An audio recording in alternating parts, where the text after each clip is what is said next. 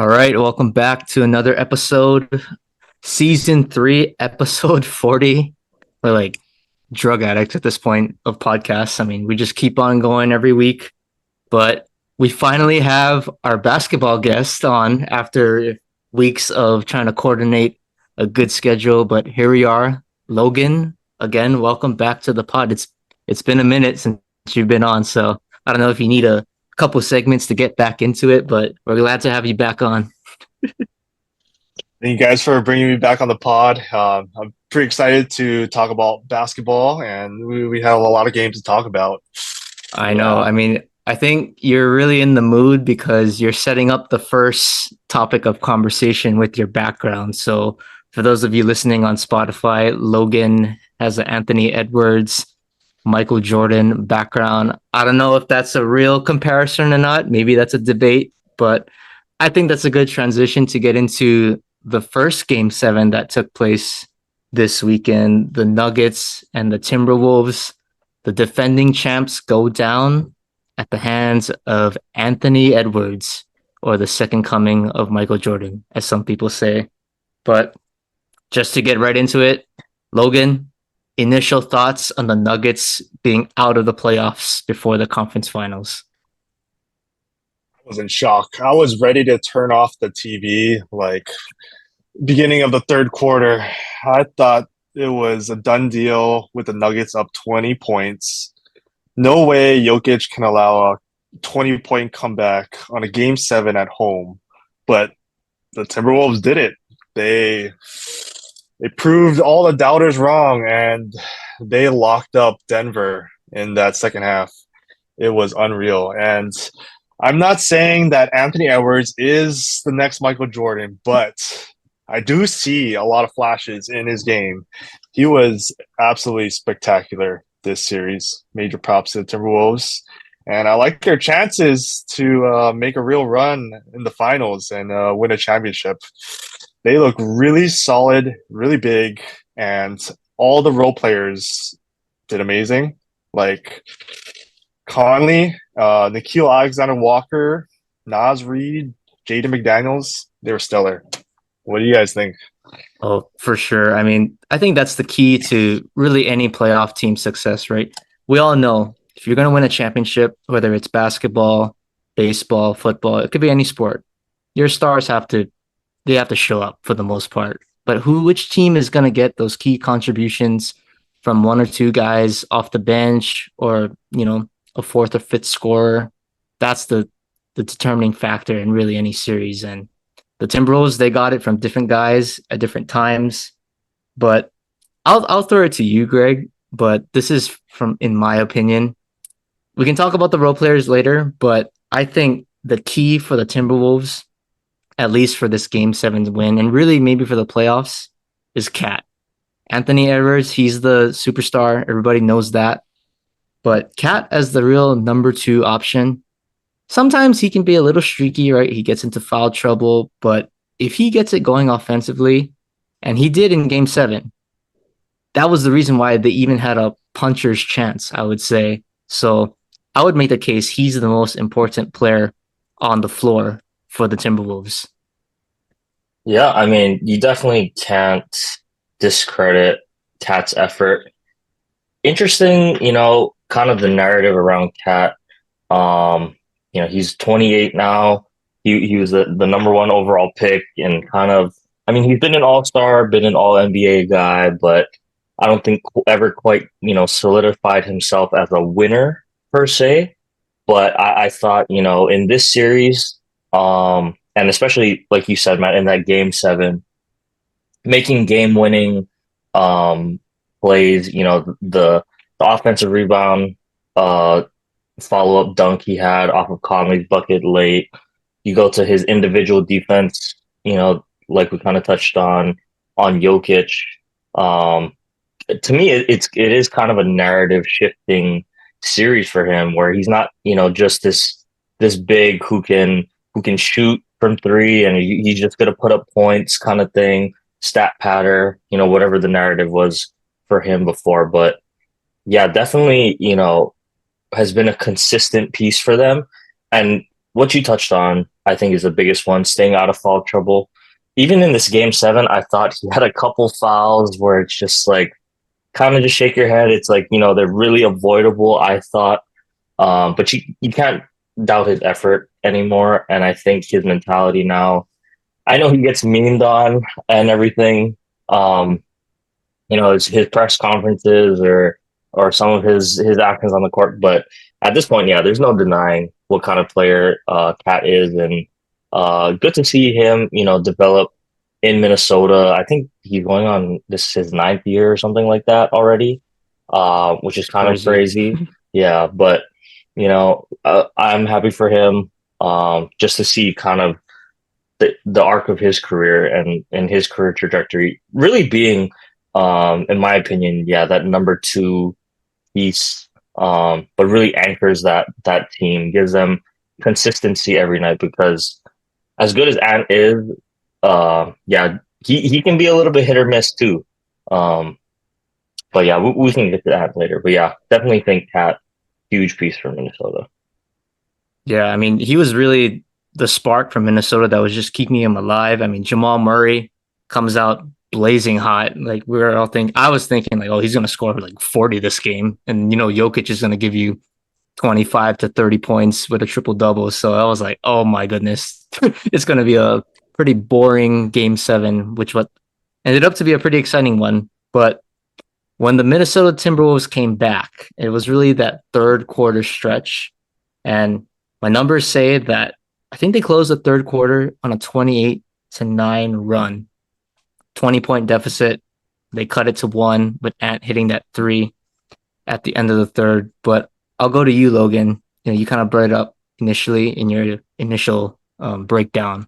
But what do you think the key was for Minnesota to kind of turn the tide in that third quarter? Locking up all the role players for the Denver Nuggets, like the other scorers besides the Jamal Murray and besides Jokic, no one was able to score. Michael Porter Jr. shot terribly. He went 3 for 12 for the field.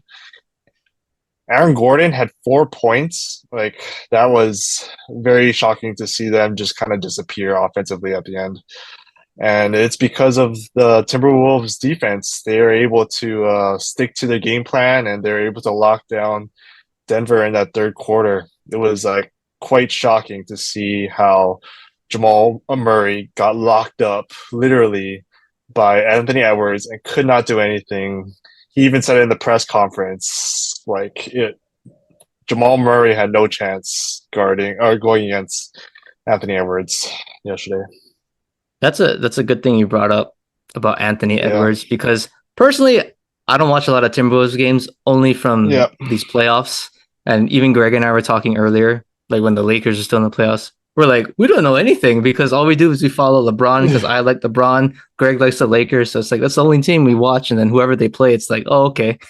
But we don't really follow, these teams in depth. But seeing Ant, we all knew he was a scorer, but I'm just very impressed with his defense. I mean, I guess that's why Yeah. you could say he's a comparison of Michael Jordan.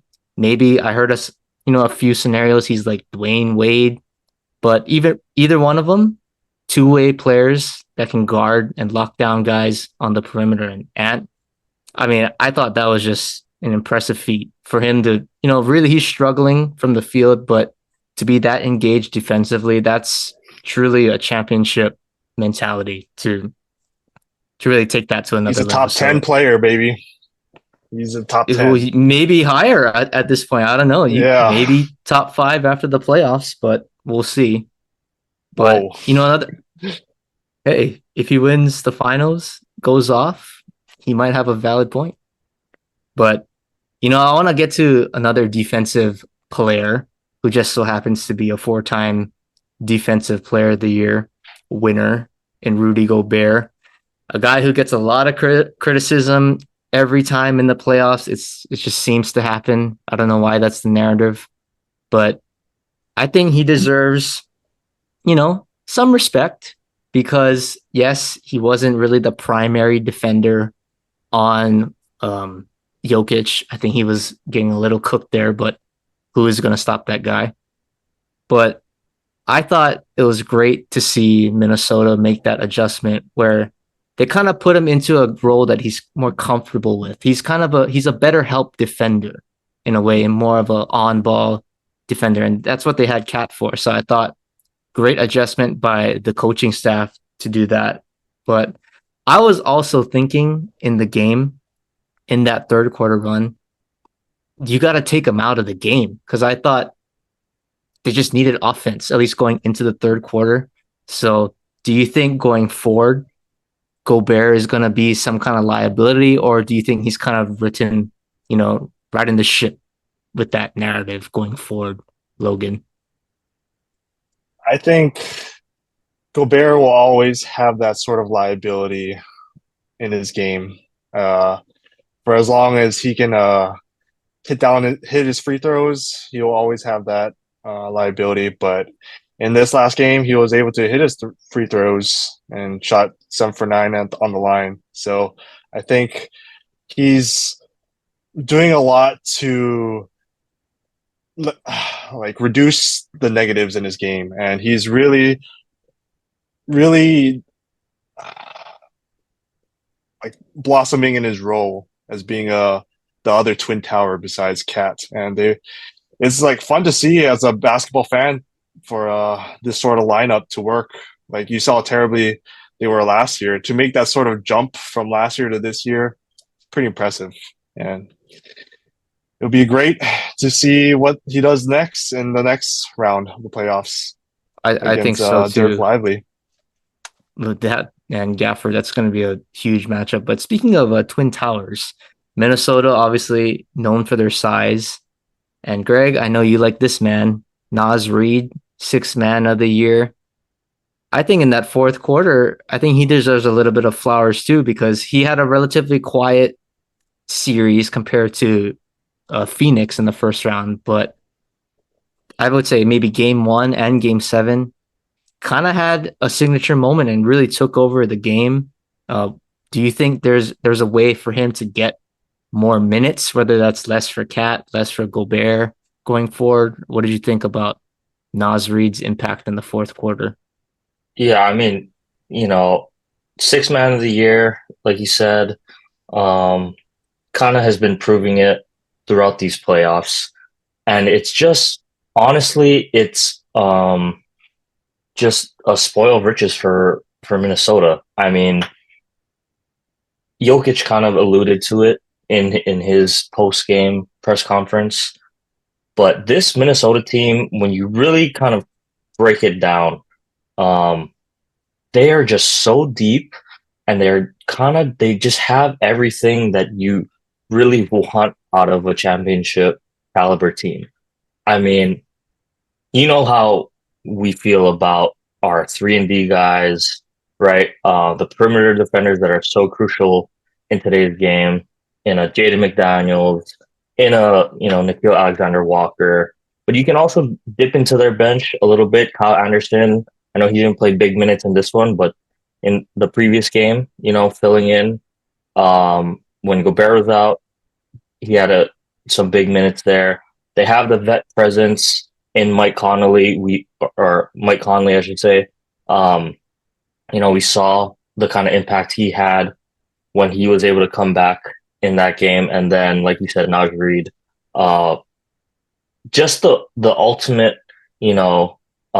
backup plan for this Minnesota team because I feel like with Cat, as much as his defense has improved, he's known more offensively. Gobert, on the other hand, provides that defensive ability in that free safety role or that help defender role. And then you got Naz Reid, who is honestly a little bit of everything. He's a little bit undersized for a center, but he can move laterally. He can play guard out on the perimeter. He can hit the three ball. He's not afraid to drive, take it to the hole. And yeah, it's just how the entire lineup is kind of constructed to me. I look for their flaws really, and the one thing to me, it's like their offense can get a little bit stagnant, but defensively, whoever is out there on the court is going to give productive minutes. They know their role.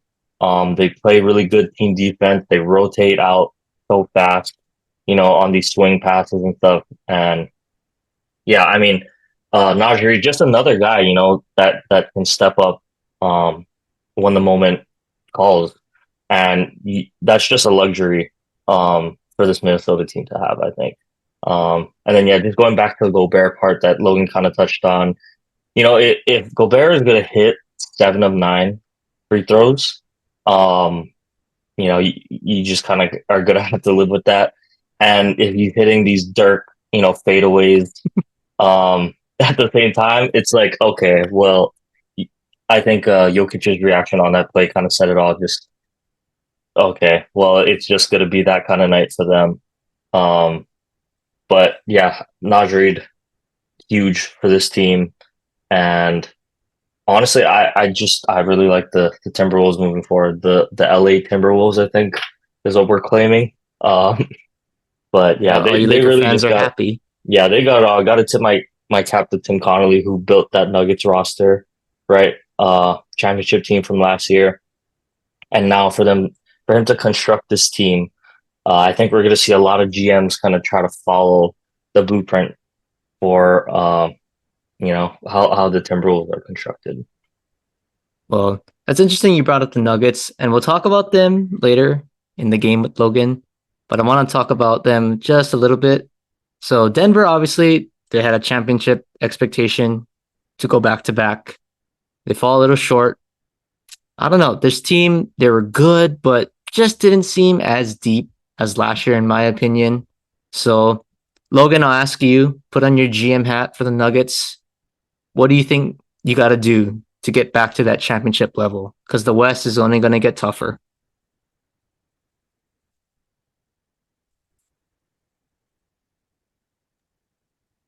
Logan, you're muted, by the way. My Sorry, bad. we'll edit that out. Shit. No, you're good. So I think the Denver Nuggets, they need to build up that bench again. This roster, they really missed Bruce Brown and Jeff Green. They were huge pieces to their championships roster, and I think they have to go and get backup guards for Jamal Murray. And Kentavious Caldwell Pope is getting old too, so they need to have some more younger, fresher legs for their roster. And I think there are some pieces out there that that the Nuggets can go get.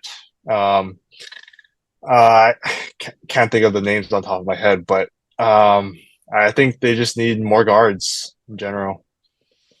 More guards. That's a good point. I'll have an input on this, but I think they need to give a backup to Jokic, like some kind of quality big. I know they had DeAndre Jordan, but he's pretty old. He's more of a locker room guy. I mean, they got Zeke Naji. He didn't even play. Peyton Watson is a smaller size 4. So if I'm Denver, I think you need to complement Jokic with a quality backup.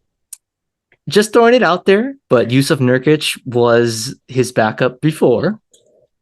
I mean, someone like that would be actually ideal, I think, to be honest. I think his ability to pass, quality player, he can shoot, spread the floor. I think they complement each other well, but obviously I don't think that's going to happen. They traded him for a reason because they don't want him. So I'll leave it at that, but I think Denver needs to get another big to complement Jokic, as well as, a couple more guards to help out Jamal Murray and KCP. But we'll get into the Timberwolves a little bit later in our preview. I want to touch on the other closeout games and the other game 7 that took place, the Knicks and the Pacers. So kind of a crazy series. The home team wins every game through 6 games, and I guess classic New York's Knicks fashion in a clutch, I should say a closeout game. Winner take all, they lose in MSG. And a really tragic ending because the injury bug just kind of caught up eventually. It was a ticking time bomb, I think, and it just ran out in game 7. But I'll start with Logan first. Do you think the Knicks deserve a pass or a mulligan in golfing terms for losing before the conference finals because of the injuries. I think they definitely do deserve a mulligan for what they had to go through. And they had an infirmary of a roster playing this weekend. It was tough.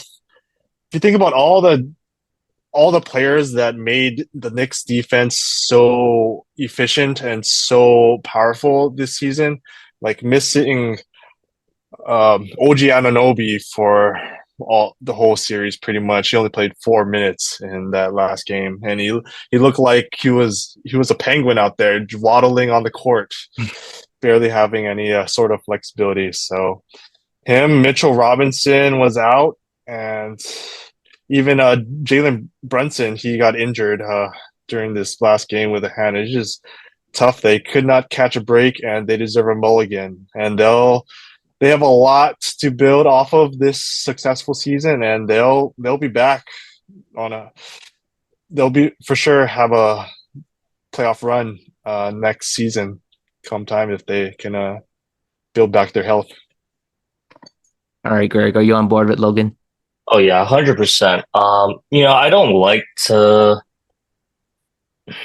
discredit the Pacers necessarily, but at a certain point when you sustain the amount of injuries to the key players that the Knicks, had sustained, you it's something you can't ignore at that point, right? I mean, already losing Julius Randle, an all-star, before the playoffs even start. And then OG Ananobi, who Logan touched on, I thought was a huge piece for them, in that last series that they played. Then you can touch on Jalen Brunson, not even healthy throughout this entire series, right? Josh Hart, I know he played that game 7, but clearly not at 100% with his abdomen injury.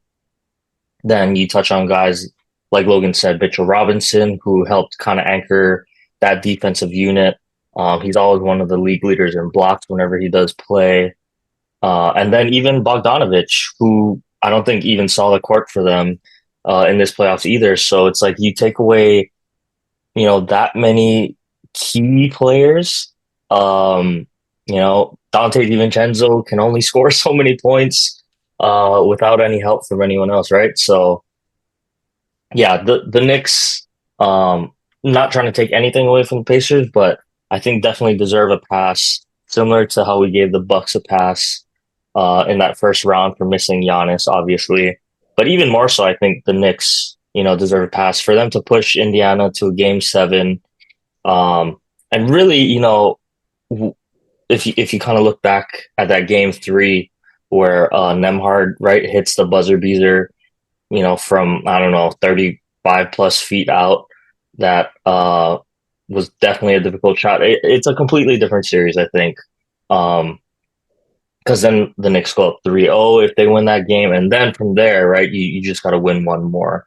And it's a wrap. So it kind of just felt like everything went right for the Pacers when it did, and everything in unfortunate New York Knicks fashion, right, just went wrong at the wrong times.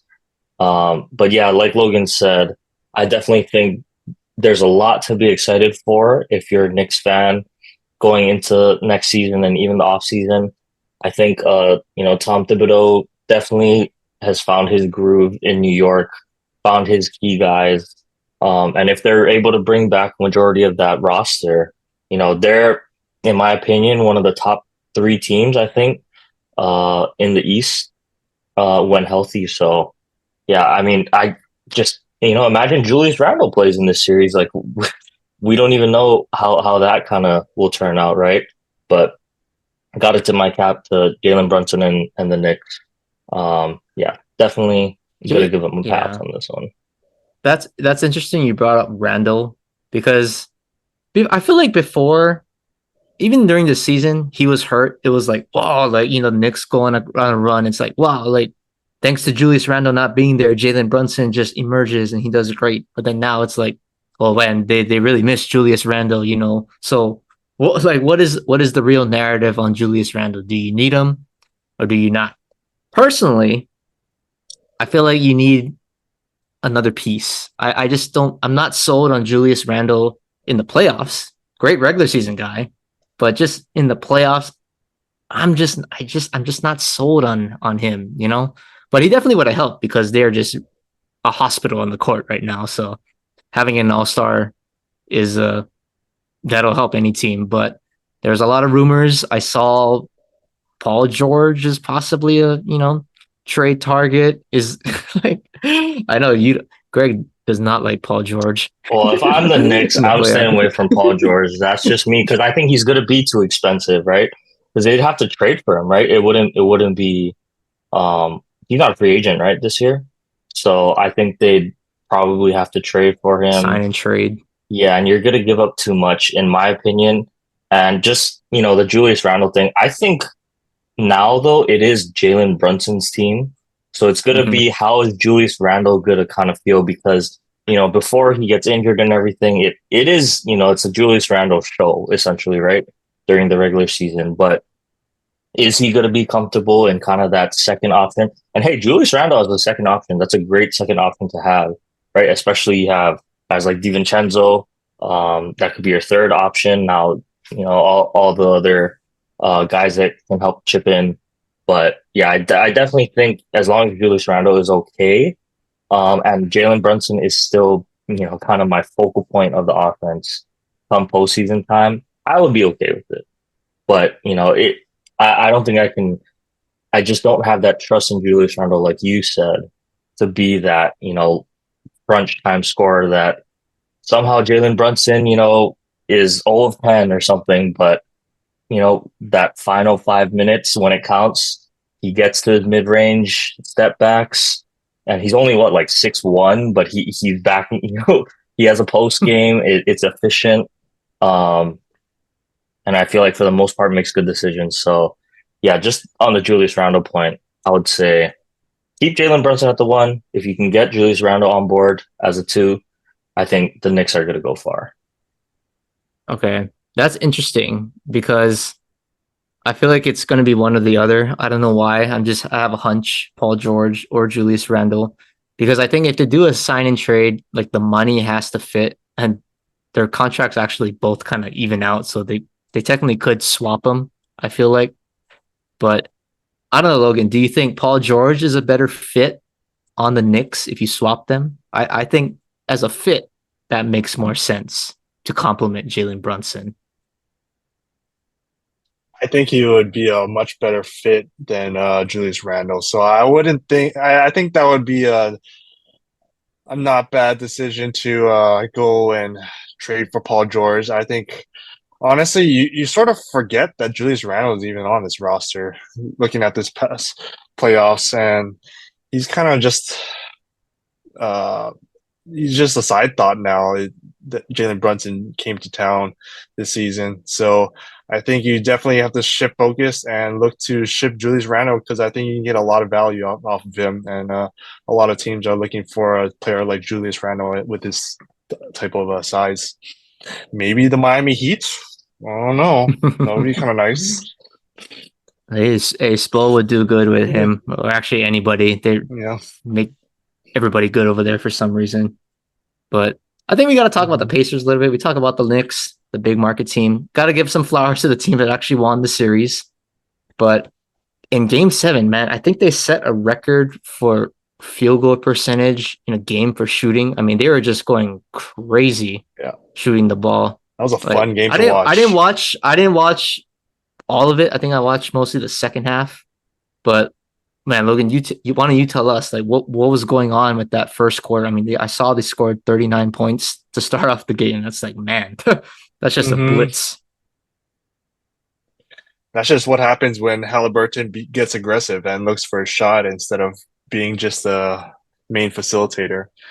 And what happened in that game was everyone scored in this game. Aaron Neesmith played great, shot very well. He went 8 for 8 for the field.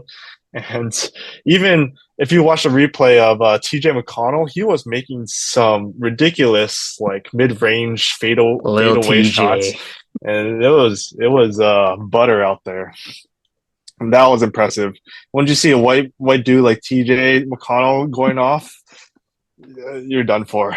Yeah, it's And like the even Dellavedova Siakam was 2.0, man. huge. Seriously. Exactly.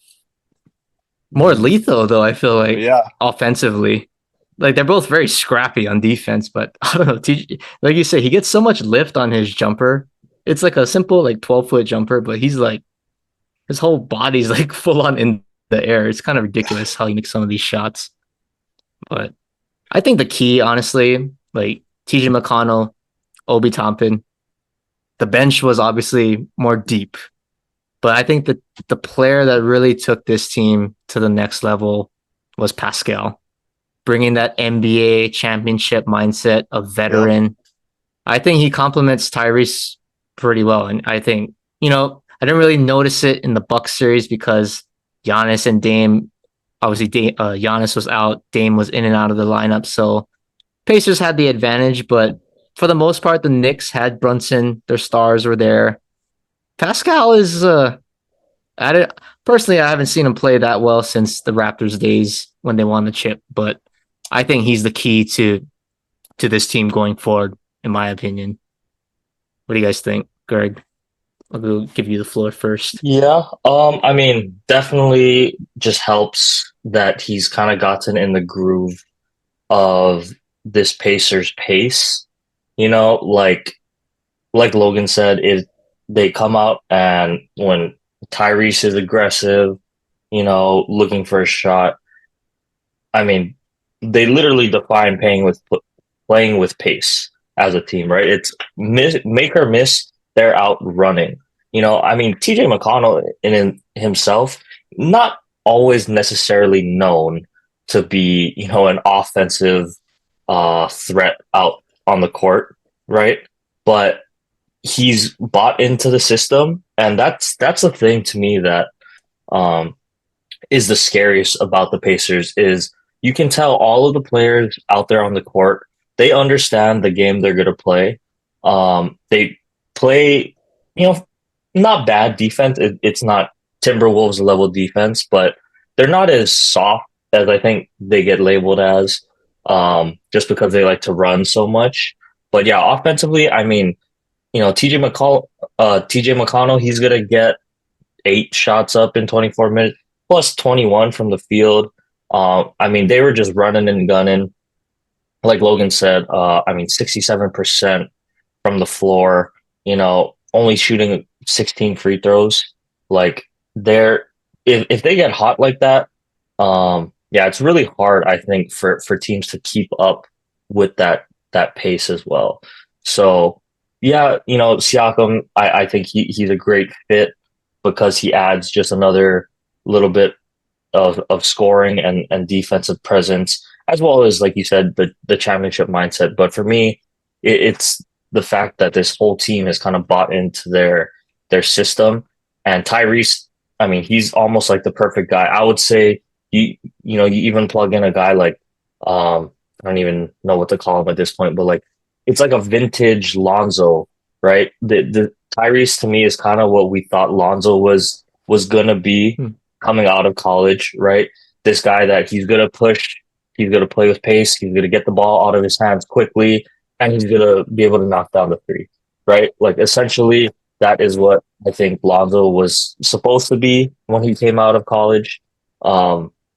And so, yeah, just seeing this kind of pace be successful in the playoffs to me is kind of the biggest thing where I was a little bit skeptical because it's like, okay, you can push in the regular season, you can play fast and do all that stuff, but when the other team's going to slow the game down, it's not going to be as effective. But got to tip my cap to these Pacers because I think they're proving a lot of people wrong. I think so too. Logan, you got any thoughts on Pascal Siakam, the NBA champ? You just brings another shot creator to the team. He was taking some dribble pull ups and hitting them, and he just has so much length. when he's on the court. I think that's huge for their defense. And Pascal Siakam, I hope he continues to do well with his Pacers. He's been very refreshing to this roster, and I think he fits in very well with what their pace and the amount that they want to score. He just like lights it up whenever he wants to sometimes, and it's great basketball to watch. It is. It's exciting to watch because they lead the league in scoring. So everybody likes offense in this day and age. Yep. But speaking of offense, in the other series, this went 6. But the Mavericks and Thunder, I think I saw a stat on Twitter. The final score for the total series was tied. So very competitive series, very high scoring. You got Shea, can make a case he should have been MVP this year. Luka, he's a bucket. Kyrie, certified bucket as well. So you got so much scoring. And then, man, that game 6 ending, I thought might have been the craziest one out of the 3. But I'm just going to come out straight out hitting the real question. Logan, was that a foul on the 3-point shot at the end of the game on PJ Washington? That was a foul. I think there was a right call, and he got hit in a shooting motion. It looked a little awkward because you can tell that he was baiting the foul, and it was a good pump fake, and it worked out well for PJ Washington. It's an interesting way to end off that series in that game, but it is what it is. Hats Okay. off to the Yeah, you Mavs. said foul. I don't know. Like, it just looked like, in my opinion, it looked like Shea got the ball first, but I thought they were going to overturn it, to be honest. But I guess home court advantage to some degree. But I thought the Mavericks, honestly, they caught a break getting that shot up because I believe they were down 1 with the last possession, or they were down 1 with about like 20 seconds left. And I was screaming at the TV, and I was actually mad at Luka. I was like, go. Like, what are you doing? Like, they were trying to take it down. I don't know if they're trying to take it down to the last shot, but, Greg and I always talk about this. When you're down, you can't wait for the last shot. Like, you have to think, okay, we have to get another chance if we miss, whether that's with a foul, a steal, whatever. You have to get another possession secured and shoot that ball early. But I just thought, and Greg, you can give your opinion on this too, but Luka, I think he waited a little bit too long on that. He got bailed out with that foul at the end. Yeah, definitely. That is something we have definitely talked about before. Late game situations, down 1 versus tied. Obviously, you're going to handle the clock much differently. But I kind of, as I was watching it was, I wasn't sure, like you said, what exactly was going on. I didn't know if like there was some confusion maybe on the Maverick side of the ball. Like they didn't really know which set they wanted to run necessarily, or they couldn't get their guys in the right position to run the final set, or if it really was, Luka holding the ball. But that doesn't make any sense either because, Luka, I mean, he's a smart guy, right? He has a high basketball IQ. I'm sure his school of thought would also be try to get up a shot as fast as possible. So yeah, confusing end of game scenario there. But yeah, I mean the foul thing, I'm still like I think it just depends on the letter of the law, really. I'm gonna defer to the NBA officials on that one, right? To go to review in that situation, but I don't know. It's hard because he does get the ball, but after he gets the ball, right? Like Still has control. he impedes the shoulder.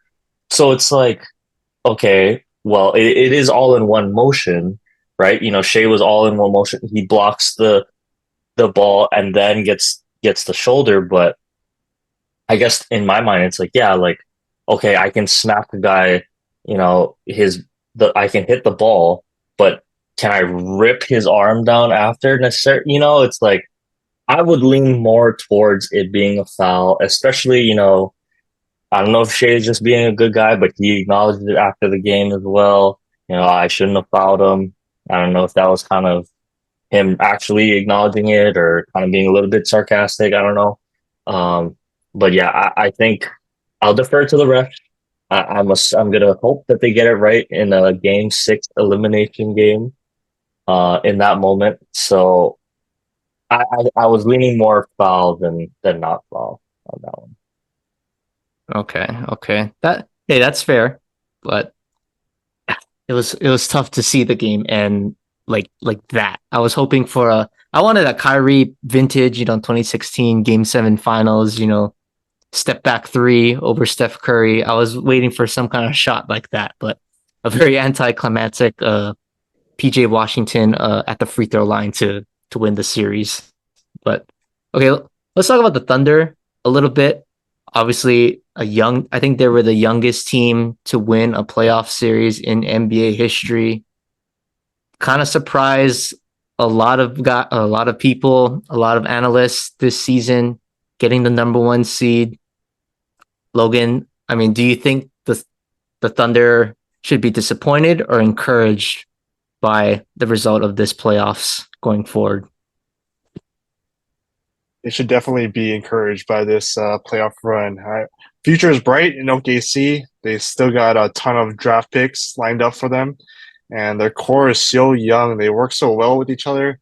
I think if you just keep the core of Chet, um, J Dub, and Shea, you have a great chance of making it far in the West in the future. They're just only going to get better from here out. This is going to be like the worst team for OKC for the next couple of years. They're just going to keep on getting better and just imagine what Chet will be like next season. I think he'll just make a huge leap, and this team will be right back in this position again for the conference semifinals, and they might be able to make the Western Conference Finals next year. We'll see. I definitely would not doubt that at all. I think Chet, obviously that you mentioned it, he's the key.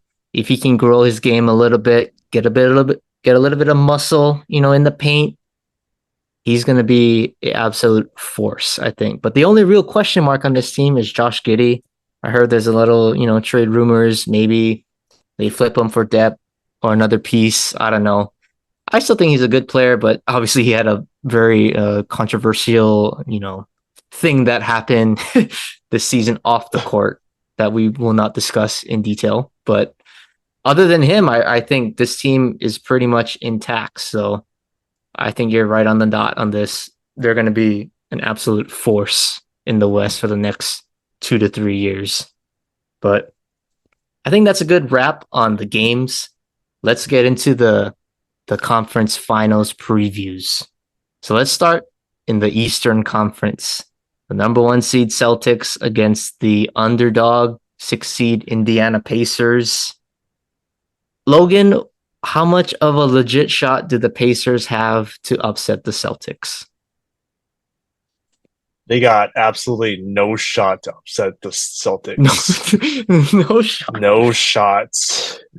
The Celtics are just way too deep, and they just have so much experience under their belt too compared to the Pacers. I think that's what will come in very key down the line.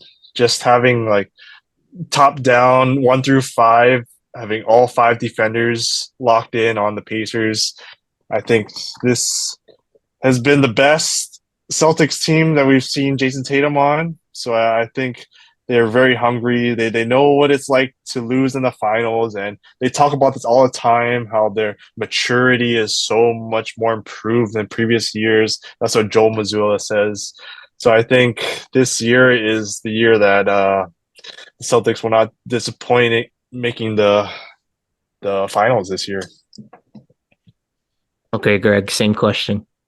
And I mean, I think that Boston is going to win, but I think it's a 6 or 7 game series, honestly. Um, the reason I say that is, I do think Indiana, they have the potential to get hot. Like we kind of saw in that game 7, albeit, you know, like we touched on with the Knicks, a depleted roster. But with a team that plays with a pace like that and that can push the pace like that much, I think, they're bound to have one or two games where they're just on fire. And man, something about Boston. I don't know. I don't want to keep harping on this thing that, Jason Tatum and Jaylen Brown, but I just don't have that trust in them. I'm not sure what it is. I know they're great players, all right? Like the Jaylen Brown prejudice that I had against him because he was on the Cal team that lost to UH, right? Like that's out the window for me. But like there's no logical explanation. Um it's just I just don't trust Jason Tatum and Jaylen Brown in these big, big moments. We saw they had the chance against Golden State in the finals a couple years ago, just couldn't quite deliver on that superstar, level when Steph kind of was in takeover mode. No one could quite match Steph in that series. And I don't know, like I do agree with Logan. This is the best Boston team they've had recently with Jason Tatum, with Jaylen Brown. To me, Drew Holiday is a huge pickup for them. Porzingis, hopefully he can come back for them because I think he's going to be, extremely important in matching up with Miles Turner. And then a guy like Derek White, who has kind of been, the potential kind of right on that all-star cusp this year, but he's had a great year, had a great series, shooting the ball in that last one, right? So it's like I know all the pieces are there, but man, like I need to see it to believe it. It's kind of like the cat thing with me that I alluded on with the Minnesota thing. Like I need to see them prove it in, not only the big moments in the Eastern Conference Finals, but in the finals as well. To have a team this good, have the record that they had, as deep as they are, like this team, I need them to prove it to me. Um, that being said, I am still taking the Celtics, but I honestly, I'm gonna say like Celtics in seven. I don't know what it is. Pacers are just have the luck or the ball rolling right now, but to me, it's kind of like that Hawks team, from a couple years ago, right, with Trae Young. They came up through the Eastern Conference playing fast. No one was giving them a shot in any series that they had. Made it all the way to the Eastern Conference Finals. I do think the Pacers run out of steam here, but I think they test Boston a little bit. So that's what I'm going with. Yeah, I'm with you. Logan, we'll come back to your prediction in just a sec. But I'm with you more on Greg's side. I think it's going to be 6 or 7 game series. It's hard to not pick the Celtics, honestly. But the Pacers, I think there's an advantage, and this is kind of a transition to my next question is, who's going to be the X factors that's going to make or break the series for both teams. But for the Pacers, I think with Porzingis out, there's a little chink in the armor in the paint. And I'm not saying Miles Turner is going to be Nikola Jokic or something like that, but he is a shot blocker. And anytime you have a shot blocker at the rim, it makes a difference for all these scores because, you got to adjust your shot. And just these little tweaks is the difference from a miss and a make. And Miles Turner, he's a skilled enough big man. He can stretch you out from three if he has to. So if he's a dominant force and can control the paint with no Kristaps Porzingis, I think there is some trouble because obviously, like you said, the Pacers run and gun. They're number one in offense in the regular season. Can they keep that going in the playoffs? But Boston's, I think they're number two and also top five defensively. So that's the difference. Can the Pacers play a little defense? Which is why I think Miles Turner is going to be the key with no Kristaps Porzingis. But with that being said, Logan, give me one X factor from both teams that can make or break this series. Oof, X factors. I would have to say that it would probably have to be Derek White for the Celtics. I think if he can just continue what he has done for the regular season and carry over to the playoffs, I think they have enough pieces to fill out like every sort of piece on offense. And Derek White is just going to be the X factor. If he plays good, then Celtics win. If he doesn't play well, then they're going to struggle for sure. So I'm going to have to pick White, the bald mama, for D White. the Celtics. Go Spurs, go. D White. and then for X factor for the Pacers, I'm going to have to go back to our previous conversation of Pascal Siakam being that sort of.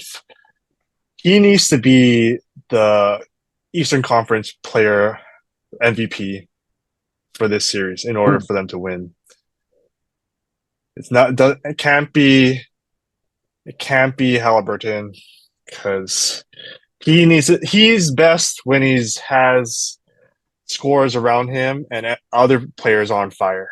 So that's why Pascal Siakam needs to lead that scoring for them.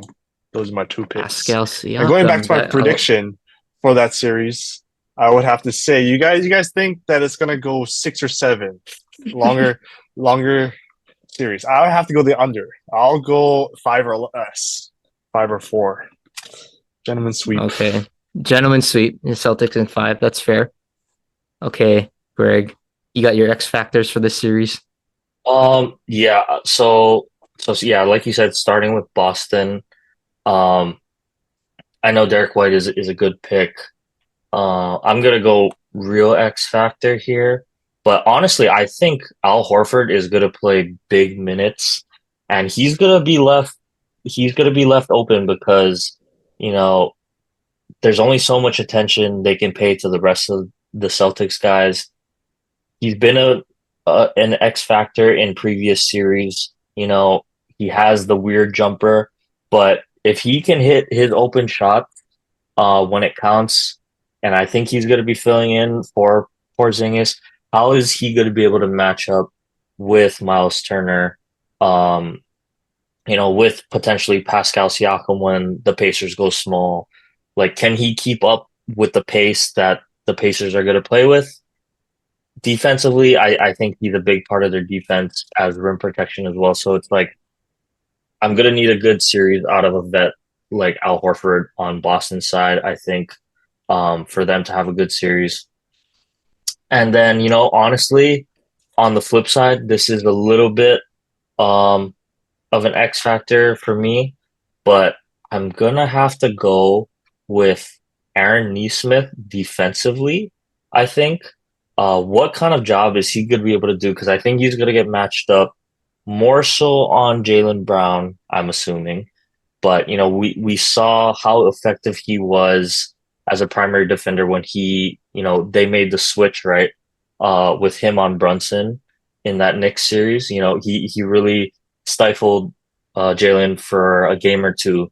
And sometimes it's all it really is going to take. So, hey, is he going to be able to step up and be that same kind of on-ball defender on Jaylen Brown? I mean, at least like, hey, force him left, right?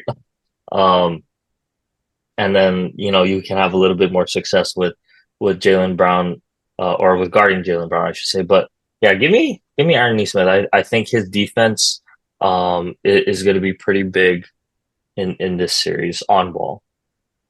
I love that defense 3-and-D. Some of my favorite players to watch because for the unathletic basketball player that I can be, that's kind of the guy that I strive to be, 3-and-D. So I'm a little biased towards guys like that. But all right, that's a good. Oh, actually, I didn't even give my pick. I'll say Celtics in 6. I'll go Celtics in 6. I think it'll go at least 6, and Jason Tatum closes it out in Indiana. But okay, let's switch over to the West. I think this is probably going to be a little more of a tougher battle, I guess, in terms of a longer series. But Minnesota versus Dallas, I mean, nice to see that we're going to get either Luka or Ant in the NBA Finals for the first time, which is going to be cool to see. But the real question that I really have for both of you, I'll start with Logan. Can the Mavericks handle the length and the size of Minnesota? They took down the best big in basketball. So is there anybody that can stop them at this point? Oof, that's a good question. Honestly, they cannot. I mean, when you're playing Derek Lively, a rookie, big minutes in the playoffs, he has to go against Cat and Rudy. And that's just going to be a tough matchup for the Mavericks to deal with. It's tough dealing with sort of size in the playoffs, especially even though the Mavericks got PJ Washington, Daniel Gafford for the trade deadline. It helps a lot, but it's hard for them to compete with players like Rudy Gobert, Naz Reid, and Karl Towns. They just also don't have the experience in the playoffs too. Like they Daniel Gafford was on the Wizards, PJ Washington on the Hornets, Derek Lively as a rookie. It's just night and day with the experience that they're up against, and it's just tough for them to last and go far in this series.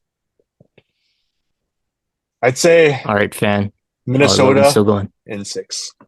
In six. Minnesota in 6. Okay. What about Okay. Greg over here? Yes. So getting to that initial question about the length of Minnesota, I honestly think that defensively, the Mavs match up, fairly well with the Timberwolves defensively. They have a lot of length. Like you said, PJ Washington and Derrick Jones Jr., I think, have kind of catapulted themselves as, high tier role players in these NBA playoffs.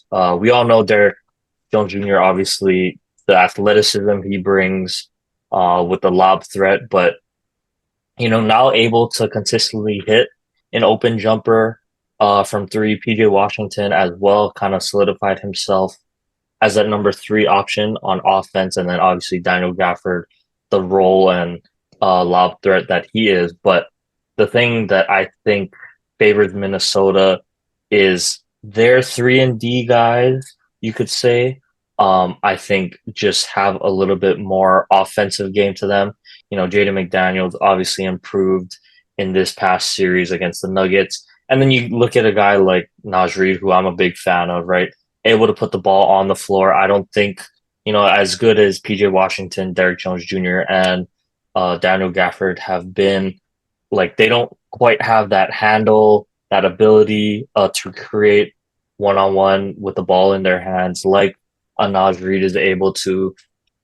And then, you just go to, yes, they do have length, right? There's Lively, Dan Gafford, but then there's Rudy Gobert, then there's Cat, right? Who also, can provide that offense. And I think we're gonna see pretty low scoring series, honestly. In this one, if I was gonna bet on this one, I mean, I would still take the under. I think the under is gonna be pretty low, honestly, for every game in this series anyway. But I do think we're gonna see a really good defensive battle, and it's gonna come down to, you know, which role players can hit the big shots, and I think I'm just leaning Minnesota in that sense. I just trust their offense a little bit more. I think Mike Conley is going to be big as a floor general, getting guys in position. And I know, Luka and Kyrie obviously are capable of doing that, but uh, I just think Minnesota is just too loaded as a complete team. So yeah, I'm gonna also have to agree. I'll go Wolves in 6. Gonna have to agree with Logan there. Man, Wolves in 6. I don't want to sound like a broken record, but that's what I was gonna say. I don't know if I should lock it in or change my pick. But I will say I think Minnesota does have the advantage with their length, with their size. And I'm gonna go back to one of the points that I made earlier when we were talking about Minnesota when they were playing Denver. Is, we talked about, is Rudy Gobert a liability? Can he be on the floor? I actually think he actually fits this series pretty well because the Mavericks don't have a center like Jokic, where he's just offensively just skilled, right? He's a mismatch against anybody. Gafford, Lively, they're great at their role, but they're not offensive guys. They're gonna rebound, block shots, catch the lob. Kind of exactly what Rudy Gobert is really at a higher level. So I think the matchup is there. You don't really have to pay too much attention to them in the post, I think. So he can kind of roam and play free safety and, you know, contest Luka and contest Kyrie's shots when they come in the paint. So I think that's going to be a huge difference in this series because unlike Jokic, he can, obviously hit the three. I don't think Gafford and Lively are going to be, hitting three-pointers at the top of the three-point line. So he can hover around the paint. And I think, like I talked about with Miles Turner, shot blockers impact the game. They really do. And I think Gobert, he's one of the best in the league. And this series makes him a perfect fit. So I think not going to be a broken record.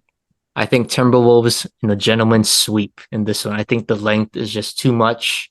And there's just something about the Mavericks, man. I give them one game because it's Luka and Kyrie, really. But for the most part, to be honest, they have to be consistent in order for them to have a shot to win this game. And I mean both of them. Like, I feel like Luka has a good game, but Kyrie was kind of off, or then vice versa. Kyrie goes off, but Luka was kind of stagnant in some games, sloppy with the ball. But it has to be perfect with these two guys against this Minnesota team. So I'm gonna say Timberwolves in 5 with the gentleman's sweep because of the length.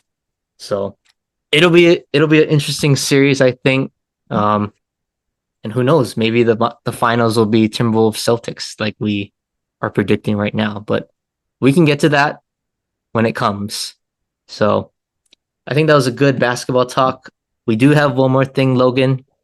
We always like to play games, with whoever comes on this show, make it a little interesting, but nothing too crazy on this one. We'll keep it in the theme of basketball.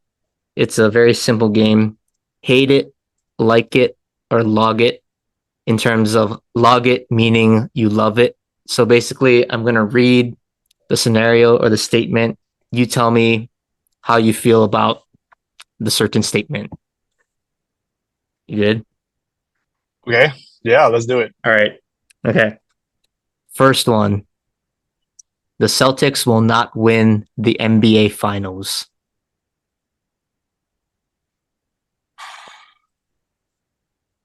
You hate that? You like it? Or you love it? I like it. I will never log it. But it's tough. But it's the Celtics' time this year. And after failing and coming up with all these disappointing playoff runs in the past, I think it all builds a championship and a championship roster like what they've done this year. And I like their chances of winning the finals. They're my pick. All right. And just by the way, you're going to have to say log it once. I'll give you a hint. It will probably be the last question. Can you say Logan? What do you mean log it? Logan. It's Logan. It's not login. It's got to be Logan. Okay. You want to change the name? That's fine. Whatever Logan wants to call it. Logan. Okay. Log it, whatever sounds Log better it. to you. Log it. Log it. Okay, log it. Log it? Okay. Logan said log it. Log it. I like log it. Overruled. Okay. Mhm. Next one. Denver's, I'll put quotations in core, won't win another NBA Finals. Ooh. I don't like it. You hate it. I think I hate it. I hate it. Denver is just still a young core, and I think that they still have many, many more opportunities in the future. And it doesn't seem like Jokic is the type to like be a free agent, actually. And it seems like Jokic is one of those types of players that will stay with Denver for a very long time. And not so much about Murray. I think Murray is more disposable than Jokic. So I think as long as Jokic is happy there, I think he'll at least get one more. He'll get one more championship in his career. Just two. Just two. Okay, that's a fair statement. Okay, next one. Anthony Edwards 2024 Finals MVP. Ooh, dang. I log it. I log Oh, it Yeah. though. okay. Just the Yeah. thought of Anthony Edwards getting a Finals MVP. I think he just has so much swagger every time he like steps up to the mic for interviews. It's just really entertaining to just see how he just like lives life and he just like views basketball and what it's become, and he just has that sort of Georgia Atlanta vibes to him that like it's very refreshing, especially for someone who's only 22 years old. Dang, we're getting old, man. All these Yeah, young I know. players. 22.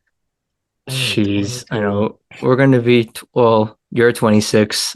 I'll be 26 soon. Greg will be 26 in a Mhm. couple months. We're old. We're closer to 30 Yeah, now. That's crazy. All it right, is crazy. Sickening. next one. It really is. Okay, next one. The Pacers are a 1 year wonder. Oof, I like it. I I think they are sort of one hit wonder. You see those type of teams that just kind of succeed well for the first time with the roster that they have, and it's just gonna get tougher for the East here on out. I think there's going to be a lot of reshuffling with these rosters, and I think that the teams sort of like the Miami Heat, no bias there, are just going to do a lot better this next upcoming season, and also teams like the Bucks will also do better, and it's just hard for Indiana to compete, honestly. Okay, yeah. If I had to say, I'm probably Yep. with you. I think the East will be coming back with vengeance next year with and health. I'll say that. Mm-hmm. Mm-hmm. All right. Yep. Two more. Greg, I'm gonna have you jump in on these next two, by the way. But All Logan, right. we can stick with you going first. All right, next one. JJ Redick as the Lakers head coach next season. Ooh, Oh, man. I I hate it.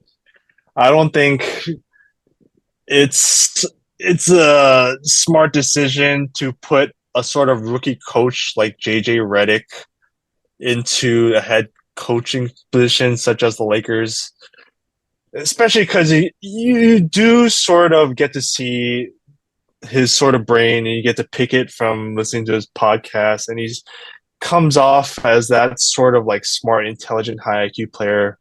But I also think that he's also been in the NBA for a long time.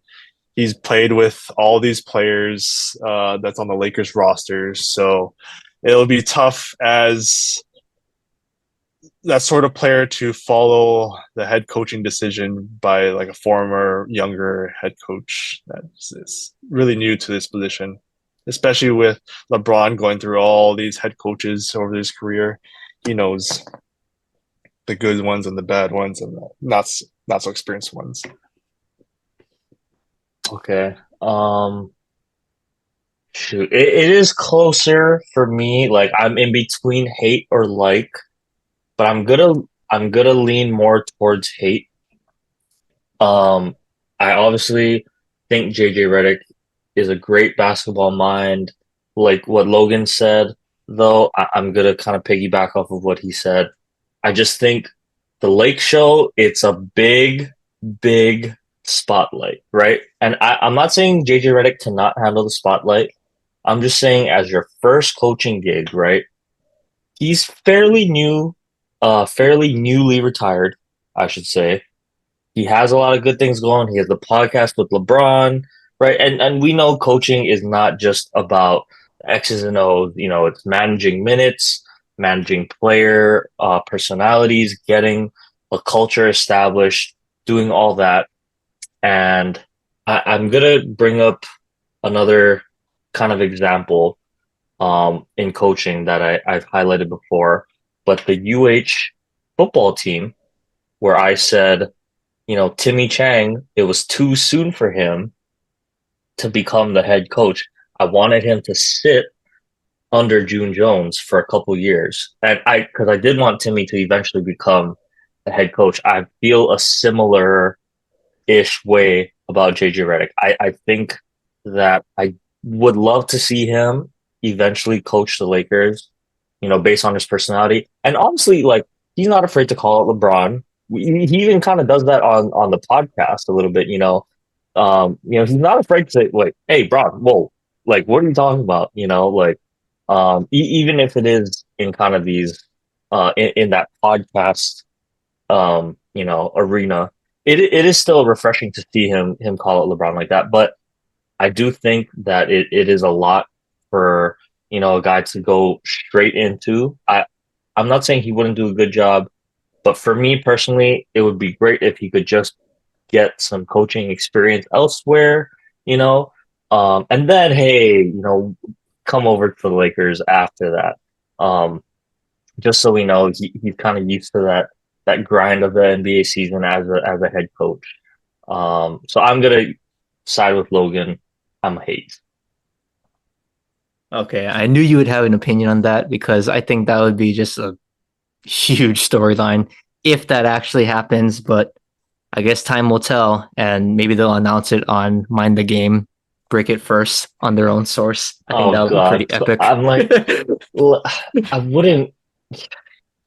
I think it's too soon, but I think JJ should Sorry, just sorry, stick to what he's good at with his podcast he and must be actually making so commentating much money. games. He's good. He's good. Yeah, he's a good broadcaster too. I like him on the with Mike Breen and Doris Burke. I like his voice.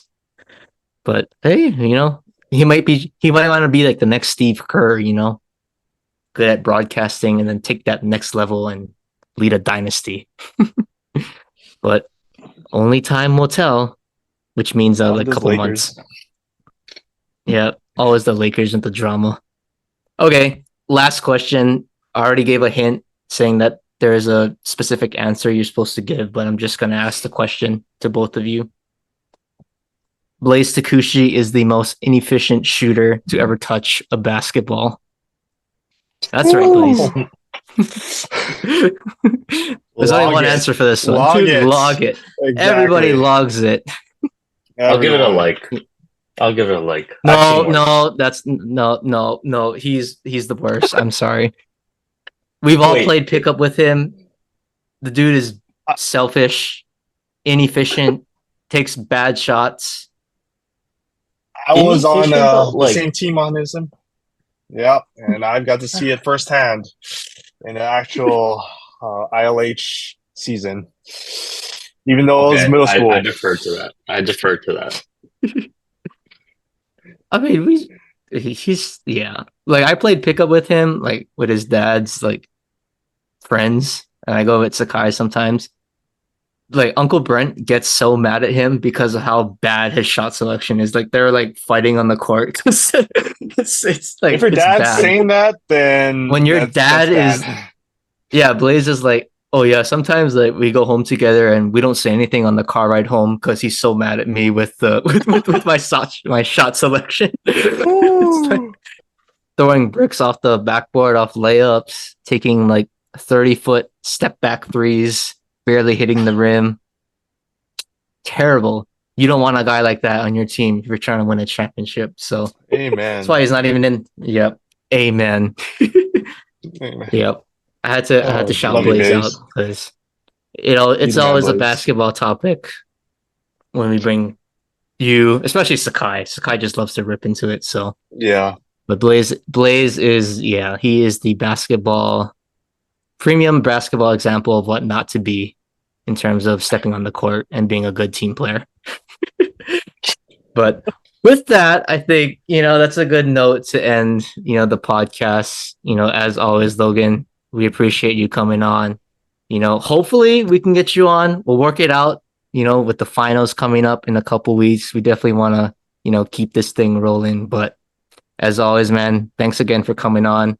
Everybody stick around. We'll take a short break and we'll come back with baseball and our quick hitters. But thanks again, Logan, for coming on. and we'll talk to you soon. Yep. Thanks, See you Logan. guys. It's Appreciate been a it. pleasure. Okay, Matt. So that was a good basketball talk we had with Logan. Always a pleasure to have him on, talk some hoops. But let's round out our pod here with some baseball talk. But actually, we'll start on the high school level, right? Because we had the what is it? HHSAA. HHSAA. Sorry, I don't typo. know what. No, no, it's fine. I don't know why they have it so hard to pronounce anyway. But the high school baseball here in Hawaii and softball, I guess, also concluded. Um, but the big kind of storyline of this past week was we had co-champions in the Division One baseball title, I guess. Um, so Maui and Baldwin split the Division One title. And it was kind of interesting decision there with the weather and everything. I'm not sure how that plays out, how that works. Is it schools ending soon? Like, I don't really know what the decision was to go about that there, Matt, but just getting your initial thoughts on it, as at least we can both say we've played varsity baseball in the state of Hawaii, right? We're not Yay. collegiate athletes or anything, um, but at least on the varsity level, we can kind of relate uh, to what they're going through. I feel like a little bit bittersweet, but at least it was good for the two Maui teams. Obviously, with the fires that's happened recently, good to see that kind of result for Maui, or the Maui schools, I should say. But just as a you know overall perspective, Matt, say you're a senior, right? Your last year, make it to the championship game, rain out, and now you end with a tie as co-champions. How are you feeling about that? I don't even know how I would feel. I wouldn't know how to feel either, to be honest. I think as a competitor and knowing how psycho I was as a high school athlete and all I wanted to do was win, I don't think I would be very happy with this result. Like, I think this would bother me and give me like, what if? And it's like now, if especially if I'm a senior, right? Your last game, you don't even finish the game and you're in the state championship. There's no closure to me, like for my season. It's like you worked so hard to get there. And, I mean, it's great for Maui, right? Two teams, you could say, winning the states, but you got to have a winner, a true winner. And I think both Baldwin and Maui, if you ask the players, if you interviewed them, they would say, it's great for the state of Maui, but you can't tell me as competitors inside it bothers them. Like, that's just me, but that bothers me. And I feel really bad for them because of how the weather kind of almost ruined everything. I don't think I recall a state championship tournament being postponed. I think it was Thursday's games got postponed because of rain, which obviously Friday was supposed to be the championship. And then Saturday they had I think it was Farrington's graduation at UH. So that's why they didn't play the games at UH. They played at your school, Moana Loa. So I don't even know, like, can you even televise a game there? Like, is it possible at the field? I mean, the new field is probably a little bit easier, but the outfield cameras, like that, you can pretty much forget. You're gonna have to set up on the softball field, on the other side of the thing, and there's no bleachers or anywhere to put cameras up. Anywhere in the outfield, the first base dugout side, you can forget about that. You can maybe put stuff up by the gym at the top in the backstop, but it's an ugly, like, the typical baseball shot, right, where you're behind the pitcher and he's throwing to the batter, yeah, forget it. Unless you have a drone out there, literally for the entire game, With the you're pouring not rain gonna, coming down. yeah, you're not gonna get that shot. Um, so, Hmm. but yeah, like you said though, Matt, I mean, um, I know Baldwin was, at least the head coach was pretty upset about it. Um, I believe Baldwin also they were in the state championships, right? The past 2 years, I think. Both times, unfortunately, I don't think they were able to win these past 2 years. I know when we were seniors, they won, but yeah, these past 2 years, I think came up short. So it's really got to suck for those seniors, like the ones that were a part of the two losing ones. It's like, okay, now's our year, and yeah, okay, we won, but like have it be a consolation type of thing. It's just unfortunate, I think. I I, I really want to know what the decision was, I guess, or why it came to that. Because yeah, it does suck for the players. A lot of them, not all of them are gonna go on to play ball at the next level. So realistically, it's their last kind of chance at real competitive baseball, right? So yeah, it is an unfortunate situation. It's probably one of those things though, I think it's gonna sting more uh initially, but I think as time kind of passes, it'll at least you can say like, oh, I'm a state champ technically, right? Like I they didn't guess. let us Yeah. play, but we're state champs. So yeah, in that sense, it sucks right now. Just you just feel for the players and for the coaches, right, who have put so much, into the game and into their teams to get them to where they are up until this point, and to just not even have the chance to play it out. Really, really unfortunate situation there, but I I don't know. think I'm they I'm they hoping it messed gets up better. on this too. Yeah. I think they messed up on this because there's a lucky situation. Like I think it's because of the graduations. Like I think Maui and Baldwin had might have had graduation either on Sunday or I don't know if today, but over the weekend, I think they had to like go back home to Maui. But I don't know what the rule is with like the state tournaments and whatever, but could you not have some kind of exception, especially because two teams are on the same island? Could they not have played the game at Iron Maihara? Like just push it later to like a Tuesday or Wednesday and just play it on Maui, even if it doesn't have to be televised at that point, but you can still have the scoring live team there, take the pictures, write the articles, do all that stuff, but at least they can play a game. Like I feel like that would be better. Like I don't know, maybe if it was like Kamehameha Maui or there was like two teams from different islands. Maybe okay, I can kind of understand you may want to just give them the co-champ because you got to coordinate travel. It's hard to go you know, neighbor island to neighbor island. But in the case where there's two teams on the same island, makes it a little more doable, I feel, to at least postpone it. So I don't know. That's what I would have done, or at least try to look into for the benefit of the kids and the coaches and just having the conclusion to the season that is deserved because I thought this was a great high school class. It was a very competitive. I mean, Kamehameha, everyone thought, oh, they're gonna win. They get knocked out by Baldwin. So, high school baseball is crazy, and we both experienced it, right? So it's just you never know. So I feel like they should have made an exception for that and just play it on Maui. Play it on Maui on Tuesday or Wednesday. Just one game, no TV, whatever, but at least have them play the game and have the closure for the season. That's what I would have done. Yeah.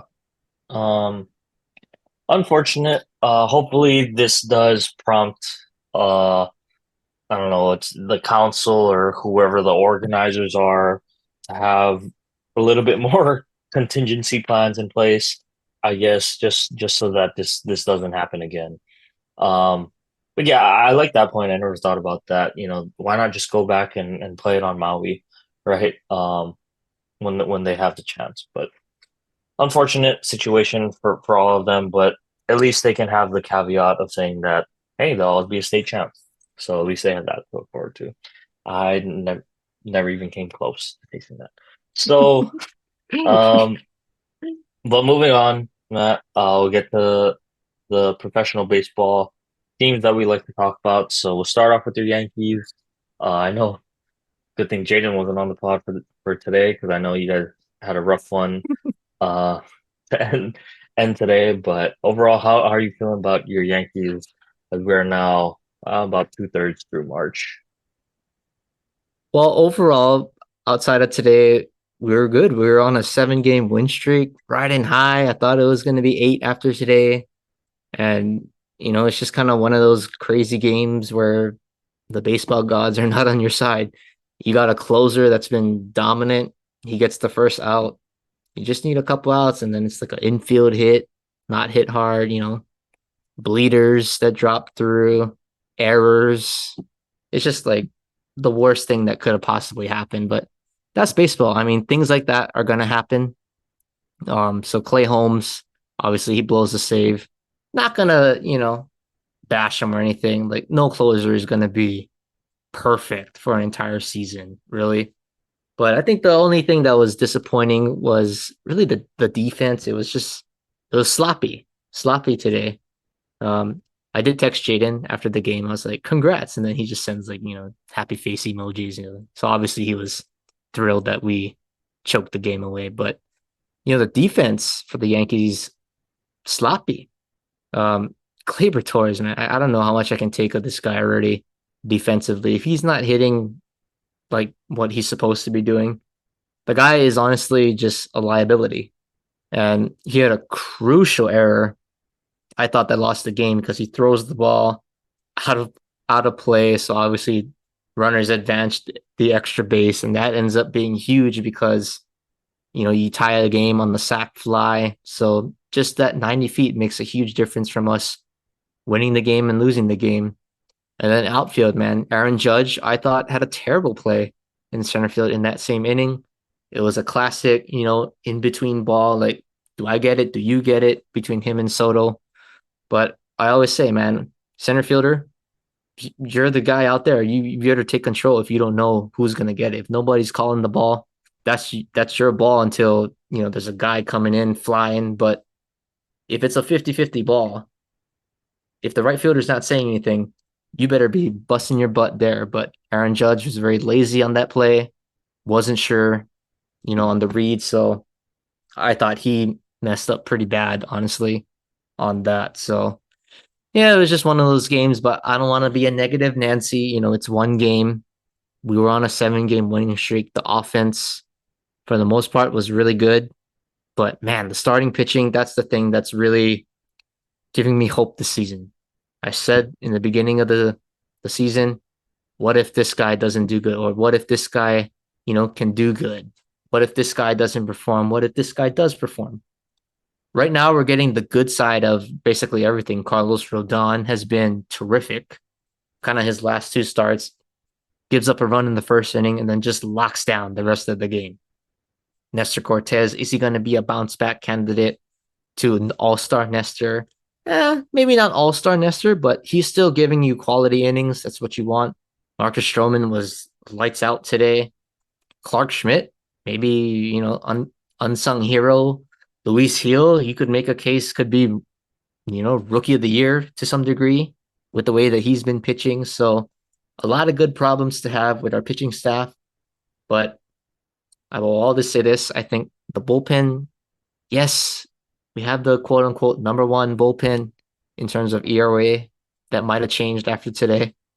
But, outside of Clay Holmes, maybe Ian Hamilton, I still think we need a guy, 7th, 8th inning, that you can just give the ball and build that bridge to Clay Holmes. So, hey, Mason Miller, Wade and I are really dreaming big on this guy.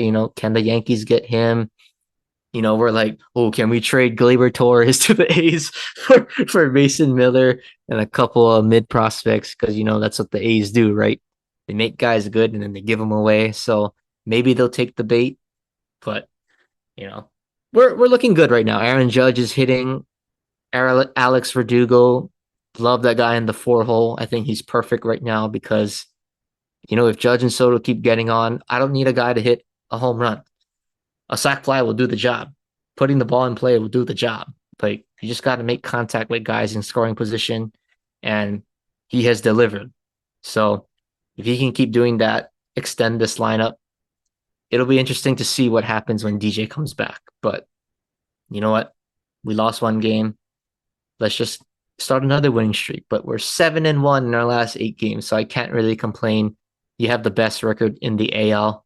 Let's just keep it that way. So overall, the vibes are good this week in Yankee land. Yeah, well, that's good to hear. I would say pretty similar situation for my Dodgers. I think I saw now we have won, I think 21 of the past 27 games. We won the series against the Reds 3-1, and then we also won the series against was it the Giants? Yeah, the Giants. So overall, nothing to really complain about. Shohei finally had the first of hopefully many key Dodger, moments. He had his first walk-off as a Dodger.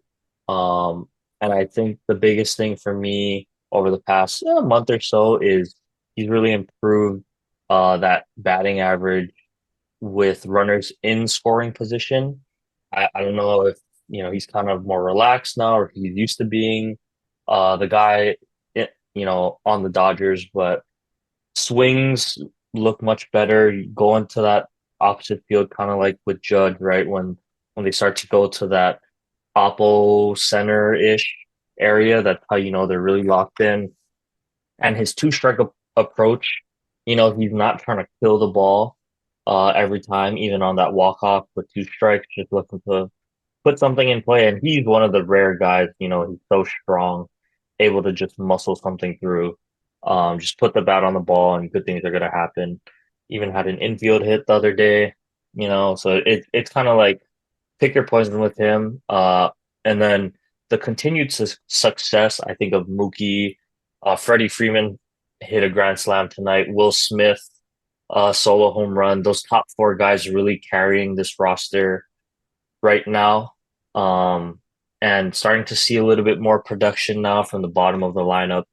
Kike, I think, is huge. Jason Hayward, I think he's going to provide a big spark to this club. James Outman, gets sent back down. Hopefully he can kind of help fine tune some things there. Yeah, he was struggling though.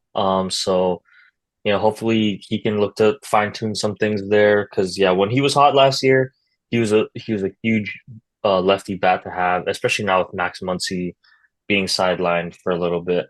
Because Max, he was actually playing really good defense. But overall, the offense got a little bit stagnant, but can't complain when we're winning games. Starting pitching, I think, has been really good for us.